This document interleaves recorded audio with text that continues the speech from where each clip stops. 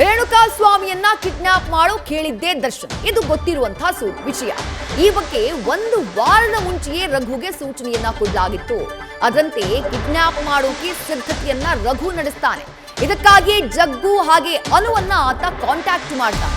ಜಗ್ಗು ಮೂಲಕ ಡ್ರೈವರ್ ರವಿಗೂ ಕೂಡ ಖೆಡ್ಡಾನ ತೋಡಿದ್ದು ಇದೇ ರಘು. ದರ್ಶನ್ ಮೇಲಿನ ಅಭಿಮಾನಕ್ಕಾಗಿ ಜಗ್ಗು ಅನು ಇಬ್ರು ಕೂಡ ಈ ಕೃತ್ಯದಲ್ಲಿ ಭಾಗಿಯಾಗಿರ್ತಾರೆ. ಡೀಟೇಲ್ಸ್ ನಮ್ಮ ಪ್ರತಿನಿಧಿ ಸಂದೇಶ್ ನೀಡ್ತಾ ಹೋಗ್ತಾರೆ. ಸಂದೇಶ್, ಆರೋಪಿಗಳು ಸರೆಂಡರ್ ಆದಂತಹ ಆರೋಪಿಗಳು ಕೊಟ್ಟಂತಹ ಹೇಳಿಕೆ ದರ್ಶನ್ರ ಕ್ರೌರ್ಯತೆ ಏನು ಅನ್ನೋದನ್ನ ಇಡೀ ಪ್ರಕರಣದಲ್ಲಿ ಬಿಚ್ಚಿಡ್ತಾ ಇದೆ. ಒನ್ ಬೈ ಒನ್ ನೋಡ್ತಾ ಹೋಗೋಣ. ಮೊದಲನೇದಾಗಿ ಈ ಕಿಡ್ನಾಪರ್ಸ್ ಎಲ್ಲರೂ ಒಟ್ಟಿಗೆ ಸಂಘಟಿತರಾಗಿದ್ದೇ ಹೇಗೆ ಅಂತ ಹೇಳಿ ಸಂದೇಶ್.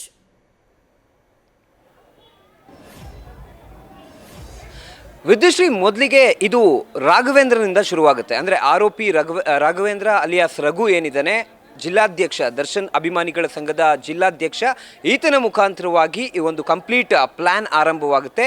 ಈಗಾಗಲೇ ಪೊಲೀಸರ ಮುಂದೆ ಆರೋಪಿಗಳು ಕೊಟ್ಟಿರುವಂಥ ಸ್ಟೇಟ್ಮೆಂಟನ್ನು ನಾವು ನೋಡೋದಾದರೆ, ಸ್ಟೇಟ್ಮೆಂಟ್ನಲ್ಲಿ ಪ್ರಮುಖವಾಗಿ ಅವರು ಪರ್ಟಿಕ್ಯುಲರ್ ಆಗಿ ಪ್ರೀ ಪ್ಲ್ಯಾನ್ನ ಕುರಿತಂತೆ ಮಾತುಕತೆಯನ್ನು ನಡೆಸಿದ್ದಾರೆ. ಮೊದಲಿಗೆ ರಾಘವೇಂದ್ರ ಜಗ್ಗುಗೆ ಕರೆ ಮಾಡ್ತಾನೆ.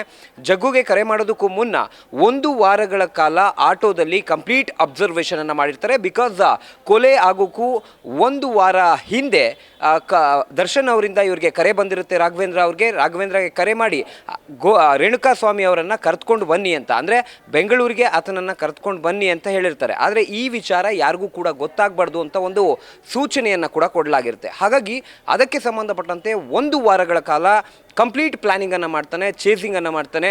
ಆಟೋಗಳಲ್ಲಿ ಆತನ ಹಿಂದೆ ಮುಂದೆ ಓಡಾಟವನ್ನು ಕೂಡ ಮಾಡ್ತಾರೆ. ಅದಾದ ನಂತರ, ಅಂದರೆ 1 ವಾರದ ನಂತರ, ಕೊಲೆಯ ಹಿಂದಿನ ದಿನ ರಾತ್ರಿ 7 ಗಂಟೆ ಸುಮಾರಿಗೆ ನಂದಿನಿ ಪಾರ್ಲರ್ ಬಳಿ ನಿಂತು ಜಗ್ಗನಿಗೆ ಒಂದು ಕರೆಯನ್ನು ಮಾಡ್ತಾನೆ. ಜಗ್ಗನಿಗೆ ಕರೆ ಮಾಡಿ ಆತನನ್ನು ಕರೆಸ್ಕೊಂಡು ಈ ರೀತಿಯಲ್ಲಿ ದರ್ಶನ್ ಅವ್ರನ್ನ ನಿನಗೆ ಪರಿಚಯ ಮಾಡಿಸ್ತೀನಿ, ಬಾ ಹೋಗೋಣ ಅಂತೇಳಿ ಇಲ್ಲಿ ಕರೆದುಕೊಂಡು ಹೋಗುವಂಥ ಕೆಲಸವನ್ನು ಮಾಡ್ತಾನೆ. ಅದಾದ ನಂತರ ಜಗ್ಗ ಅನು ಅವ್ರಿಗೆ ಕರೆ ಮಾಡ್ತಾನೆ. ಆರೋಪಿ ಅನುಗೆ ಕರೆ ಮಾಡಿ ದರ್ಶನ್ ಅವ್ರನ್ನ ಮೀಟ್ ಮಾಡಿಸ್ತೀನಿ ಬಾ ಅಂತೇಳಿ ಅವ್ರನ್ನೂ ಕೂಡ ಕರ್ಕೊಂಡು ಹೋಗ್ತಾರೆ. ಜೊತೆಗೆ ರಾಜು ಆಗಿರ್ಬೋದು, ಜೊತೆಗೆ ಇವ್ರನ್ನೆಲ್ಲ ಕೂಡ ಕರ್ಕೊಂಡು ಹೋಗ್ತಾರೆ. ಆದರೆ ಇಲ್ಲಿ ಪ್ರಮುಖವಾಗಿರುವಂಥದ್ದು ಒಂದು ಕಾರ್ ಬೇಕಾಗಿರುತ್ತೆ. ಯಾಕಂದರೆ ಈಗ ಆಟೋದಲ್ಲಿ ಮೊದಲಿಗೆ ಕಿಡ್ನಾಪ್ ಮಾಡಿ ಆನಂತರ ನಾವು ಬೆಂಗಳೂರಿಗೆ ಹೋಗಬೇಕು ಅಂದರೆ ಅಲ್ಲಿ ಕಾರ್ ತೆಗೆದುಕೊಂಡು ಹೋಗಬೇಕಾಗುತ್ತೆ ಅಂಥೇಳಿ ಜಗ್ಗ ಒಬ್ಬ ವ್ಯಕ್ತಿಗೆ ಕರೆ ಮಾಡ್ತಾನೆ. ಅಂದರೆ ಕಾರ್ ಚಾಲಕನಿಗೆ ಕರೆ ಮಾಡ್ತಾನೆ. ಆತ ಚಿಕ್ಕಮಗಳೂರಿನಲ್ಲಿದ್ದೀನಿ, ಬೇರೆ ಟ್ರಿಪ್ ಮೇಲೆ ಇದ್ದೀನಿ ಅಂದಿದ್ದಕ್ಕೆ ರವಿಯ ನಂಬರನ್ನು ಆತನೇ ಕೊಡ್ತಾನೆ. ಅಂದರೆ ಯಾರಿಗೆ ಕರೆ ಮಾಡಿರ್ತಾರೆ ಆತನೇ ರವಿ ನಂಬರನ್ನು ಕೊಡ್ತಾರೆ.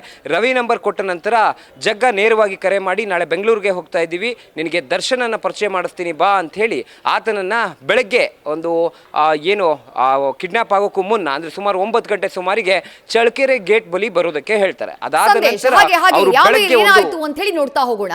ರೇಣುಕಾಗೆ ಶೆಡ್ಗೆ ಬರ್ತಾ ಇದ್ದ ಹಾಗೆ ನರ ರಾಕ್ಷಸರಾಗಿತ್ತು ಗ್ಯಾಂಗ್. ರೇಣುಕಾ ಹಾಗೆ ರಘು ಬಿಟ್ಟು ಎಲ್ರಿಗೂ ಕೂಡ ಶೆಡ್ನಿಂದ ಗೇಟ್ ಪಾಸ್ ಕೊಡ್ಲಾಗಿರುತ್ತೆ. ಬಳಿಕ ರೇಣುಕಾನ ಬಟ್ಟೆ ಬಿಚ್ಚಿ ಸಿನಿಮಾ ಸ್ಟೈಲ್ನಲ್ಲಿ ಅಟ್ಯಾಕ್ ಮಾಡುವಂತಹ ಕೆಲಸವನ್ನ ಈ ಗ್ಯಾಂಗ್ ಮಾಡಿರುತ್ತೆ. ನ್ಯೂಸ್ ಫಸ್ಟ್, ನಿರ್ಭೀತಿಯಿಂದ ನಿಮ್ಮ ಪರವಾಗಿ.